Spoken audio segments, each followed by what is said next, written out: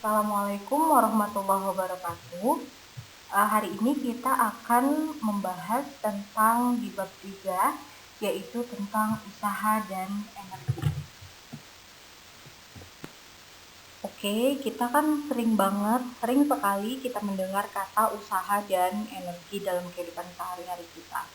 Nah, kalau usaha ini diartikan sebagai kegiatan seseorang untuk meraih sesuatu. Jadi untuk meraih sesuatu itu diperlukan usaha. Nah, untuk melakukan usaha kita butuh yang namanya energi, gitu ya. Jadi saling berkesinambungan. Nanti di sini kita akan bahas satu-satu dulu. Kita akan bahas usaha dulu, baru kita bahas energi. Nah, energi sendiri nanti akan terbagi menjadi 3. Ada energi kinetik, energi potensial, dan energi mekanik. Masing-masing energi tersebut mempunyai pengertian dan rumus yang berbeda. Maka kita akan bahas satu-satu dulu, yaitu kita akan bahas usaha. Oke, usaha sendiri bisa diartikan sebagai kerja. Usaha sama dengan kerja, atau dalam bahasa Inggrisnya adalah work. Makanya kenapa lambang usaha itu dia W, kenapa enggak U gitu? Karena berasal dari kata work, kerja. Yang diambil itu adalah bahasa internasional, yaitu bahasa Inggris. Nah, usaha sendiri itu dia adalah energi yang disalurkan gaya ke sebuah benda sehingga benda tersebut berpindah atau bergerak. Oke. Nah, makin besar perpindahannya, otomatis makin besar pula usaha yang dilakukan. Usaha ini didefinisikan sebagai hasil perkalian antara perpindahan. Oke, perpindahan itu dia lambangnya adalah S ya, dengan komponen gaya yang dilakukan. Gaya itu lambangnya adalah F. Atau maka usaha itu adalah perkalian antara perpindahan S dan gaya F, atau gaya dengan perpindahan sama aja. Maka rumus di sini adalah W sama dengan F dikali S. Nah, di sini ada gambar contoh misalnya perpindahan sebuah benda atau sebuah balok di atas lantai datar, itu dia ditarik dengan menggunakan gaya. Ya, lalu dia berpindah. Maka kalau dia pindah, berarti kan ada usaha yang dilakukan dan otomatis pindah dari tempat A ke tempat B, berarti itu dia mempunyai S, perpindahan atau jarak. Oke, dimana W itu adalah usaha, satuannya adalah Joule atau bisa kita tulis J besar, dan F adalah gaya, satuannya Newton, S adalah perpindahan, satuannya adalah meter. Nah, untuk syarat menggunakan rumus W sama dengan F dikali S, ini syaratnya adalah F-nya atau gayanya harus sejajar, harus searah dengan perpindahannya. Baru kita bisa pakai rumus yang W sama dengan F dikali S.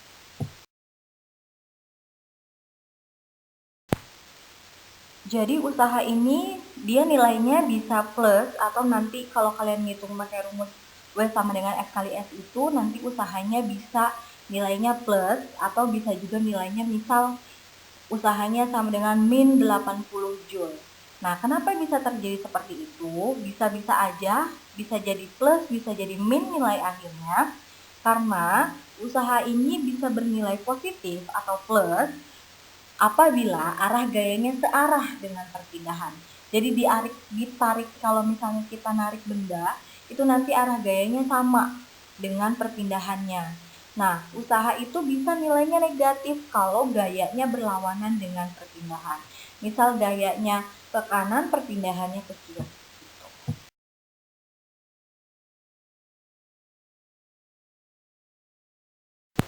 Oke, di sini ada contoh soal ya. Contoh soalnya ada di LKS kalian.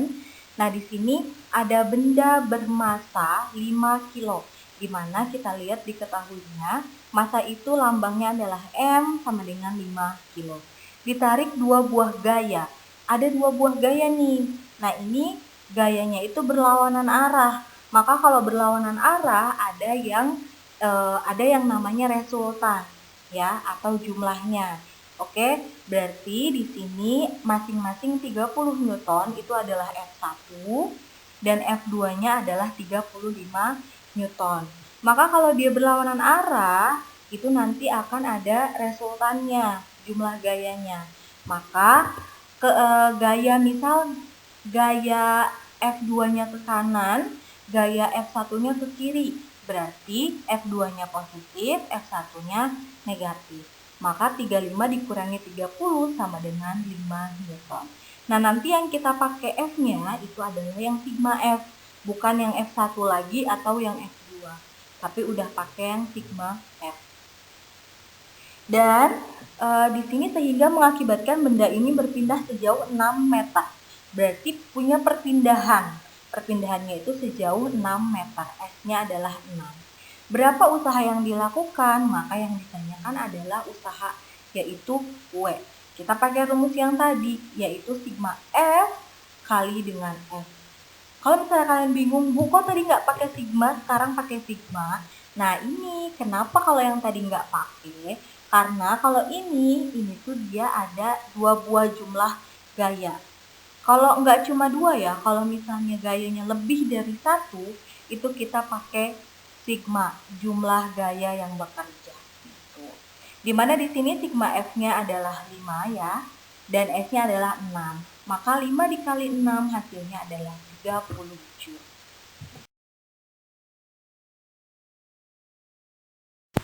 Oke, biar lebih mantap lagi nih, di sini ada contoh soal juga sama di LKS. Nah, ini hampir sama dengan yang tadi, cuma bedanya kalau tadi pakai sigma ya, gayanya lebih dari 1, kalau ini gayanya cuma 1. Jadi Rifki ini mendorong motornya mogok. Gayanya ini sebesar 120 Newton. Maka F-nya sama dengan 120 Newton. Sejauh 8 meter, berarti melakukan perpindahan F-nya adalah 8 meter. Berapa usahanya? Usahanya adalah W sama dengan F dikali F. F-nya yang kita pakai adalah 120 Newton dikalikan dengan jaraknya atau perpindahannya adalah 8. 120 dikali 8 adalah 960 Joule.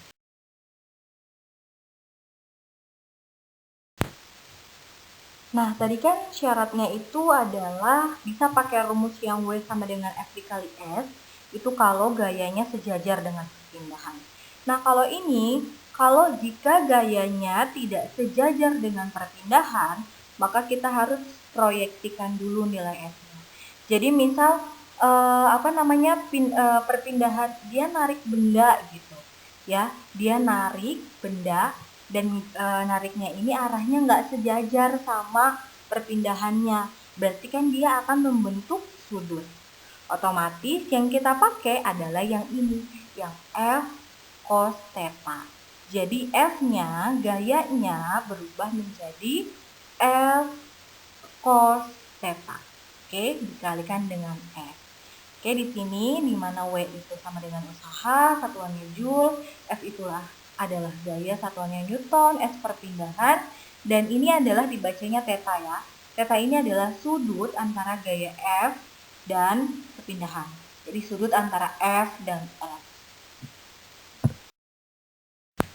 Oke, kalau masih ada yang bingung, berapa sih Bu nilai-nilai dari sin 30 berapa, sin 45 berapa, cos 30 berapa. Nah, ini sebenarnya ada di ada nih, pokoknya nanti kalian tinggal lihat di sini. Sin 0 itu biasanya biar gampang ngafalnya itu kalian mulai dari 0 ya. 0 kemudian setengah akar 2, setengah akar 3, 1. Kita biasanya 0 sampai 90 derajat aja dulu biar gampang ngafalnya. Nah, kemudian untuk cos berarti kebalikannya. Kebalikan dari 90, maka kita tulis 1, setengah akar 3, setengah akar 2, setengah, dan 0. Nah, kalau tangan atau tan, itu dia adalah hasil bagi antara sin per cos. Berarti 0 dibagi 1 sama dengan 0, maka tan 0 adalah 0. Tan 30 itu berarti sin per cos. sin 30 adalah setengah, dibagi cos 30 adalah setengah akar 3, maka setengah dibagi setengah akar 3 adalah sepertiga akar 3. Nah, untuk tangan 45 derajat, itu berarti setengah akar 2 dibagi setengah akar 2 hasilnya adalah 1. Maka tan 45 adalah 1. Begitu seterusnya ya. Nah, biasanya sudut istimewanya itu selain 0 derajat, 30, 45, 60, 90, itu ada juga yang 37 derajat dan 53 derajat. Biasanya kalau saya ngafal itu dibedain. Jadi biar gampang hafalnya 37 sama 53 dibedain ya. Jadi kalau sin 37 adalah 0,6, sin 53 adalah 0,8, sedangkan cos itu kebalikannya. Berarti cos 37 adalah 0,8, cos 53 adalah 0,6. Begitu pula dengan tan. Berarti kalau tan 37 adalah 3/4, kalau tan 53 adalah 4/3. Sama dia. Pokoknya kalau tan itu sin per cos. Jadi kalian gak usah ngafalin bingung-bingung satu-satu, kalian hafalin konsepnya aja dulu, baru nanti kalian bisa bikin sendiri. Sebenarnya ini ada di matematika ya.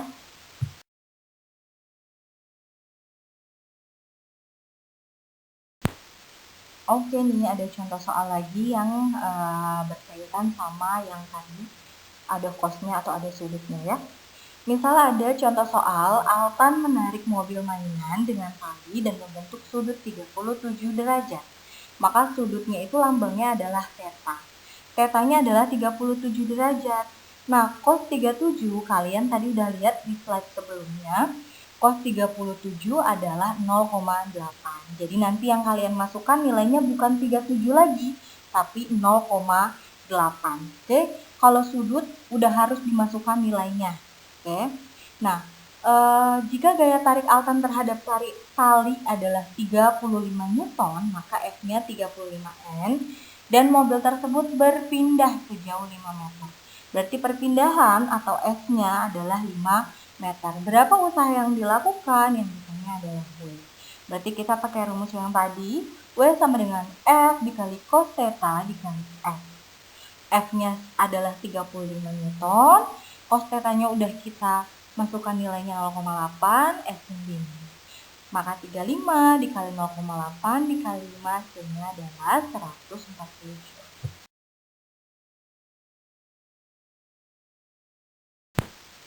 Oke, ini sama ya contoh soalnya dengan yang tadi. Sama banget. Cuma kalau tadi nggak ada gambar, kalau ini ada gambarnya. Jadi biar kalian nggak bingung. Contoh soal kayak tadi itu kalau digambarin kayak gimana sih Bu? Kayak gini ya.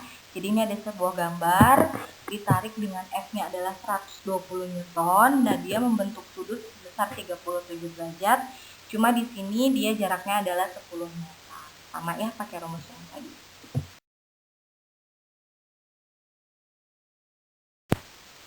Nah, sekarang di sini kalau kita pakai kalau ada soal yang berhubungan dengan gerak ya, GLBB.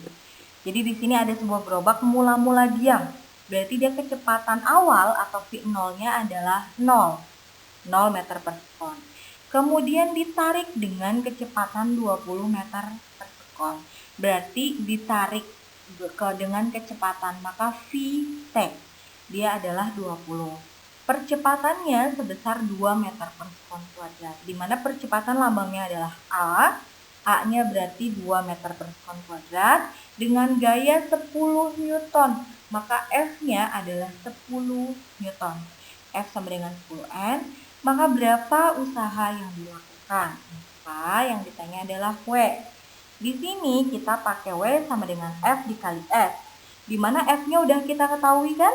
F-nya kita tulis di sini adalah 10, sedangkan sebelumnya S-nya ini kan nggak ada diketahui kan? Diketahuinya ini belum ditulis S-nya, tapi ada diketahui V0, ada Vt, dan A. Ya, kalau kalian lihat lagi catatan sebelumnya, catatan tentang gerak, ini berhubungan dengan GLBB.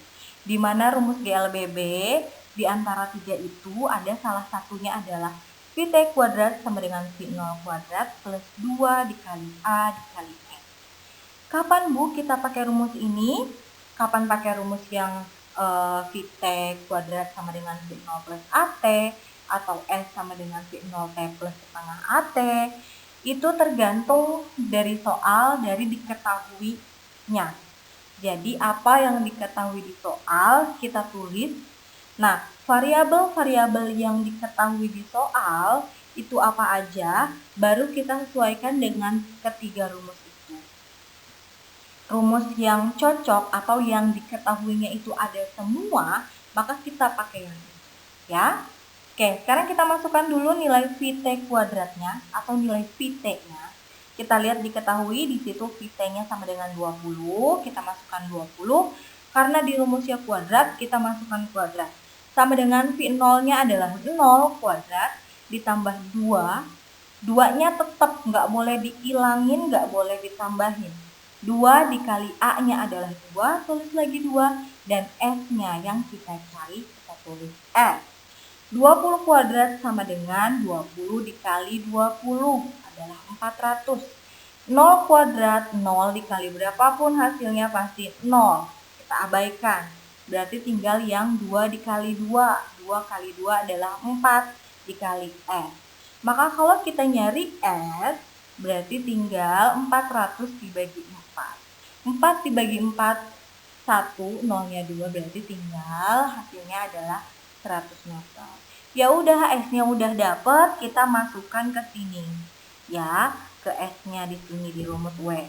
Maka ketemu 10 kali 100 adalah 1000 Joule.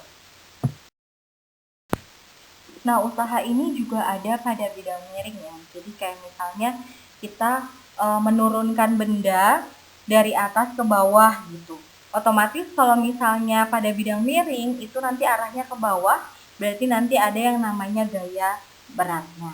Maka kalau lihat di gambar di sini, ya di situ nanti pasti membentuk sudut yaitu alfa, di mana kita pakai rumus usahanya sama dengan F dikali S juga. Cuma F-nya di sini karena dia tadi ada gaya beratnya, maka F-nya di sini tinggal W sin alfa. Sorry, di situ W sin alfa harusnya. Maka W itu adalah M dikali G kan? Maka M dikali G dikali sin alfa dikali dengan S-nya. Oke?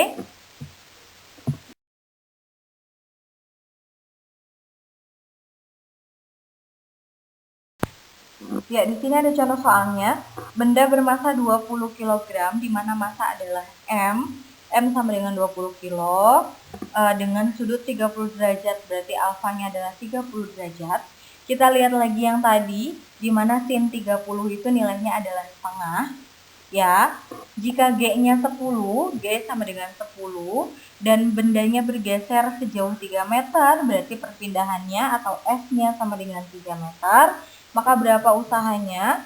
W sama dengan F dikali S, atau ini tadi bidang miring, maka kita pakai M dikali G dikali sin alfa, baru dikalikan dengan S.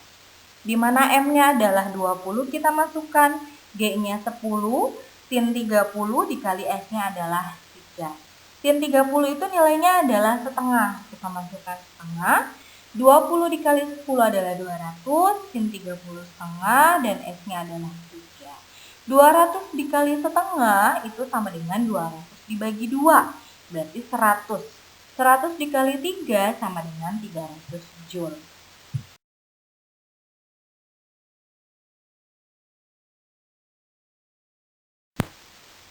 Nah, sebenarnya ini juga hampir sama ya di sini. Cuma karena ini, coba kita baca dulu contoh soalnya.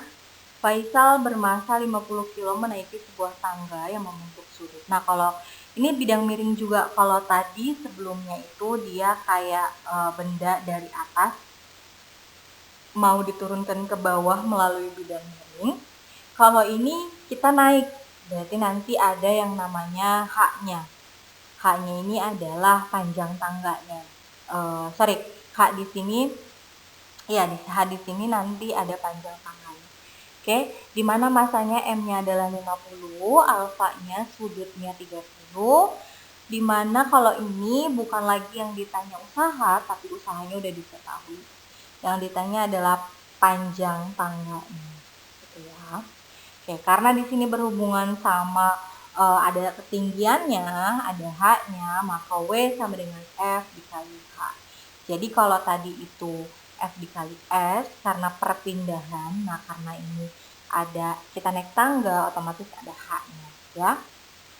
Sama rumusnya seperti tadi, tinggal kita masukkan, maka hasilnya nilai panjang tangganya itu sebesar 3 meter.